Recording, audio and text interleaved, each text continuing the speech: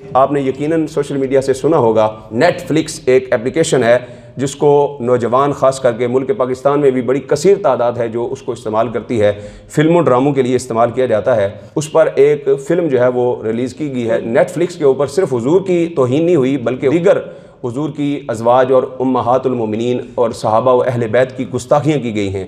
میں اس فلم کا نام یہاں پر اس لیے نہیں بتا رہا کہ جب میں آپ کے ذہن میں ڈالوں گا نا کہ یہ اس نام کی مووی جو ہے وہ انہوں نے ریلیز کی ہے تو آپ بھی جا کر سرچ کریں گے۔ ممکن ہے آپ کے ذہن میں شیطان وسوسہ ڈالے، پر دیکھو تو صحیح، تو آپ نے بالکل اس کو سرچ نہیں کرنا۔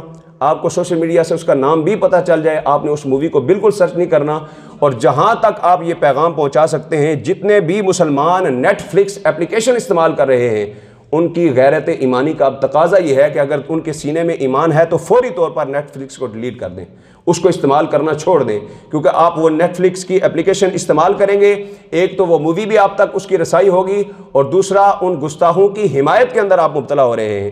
اس لیے جہاں تک ممکن ہو اس پیغام کو پہنچائیں، خاص کر کے نوجوان جو اس طرح کی اپلیکیشنیں استعمال کرتے ہیں، اس طرح کی اپلیکیشنوں سے ہمیشہ دور رہیں۔ اللہ تبارک و تعالیٰ جتنے بھی حضور کے گستاخ ہیں ان کو نیست و نابود فرمائے اور ہمیں آقائد عالم صلی اللہ علیہ وسلم کی عشق و محبت میں زندگی بسر کرنے کی توفیق عطا فرمائے۔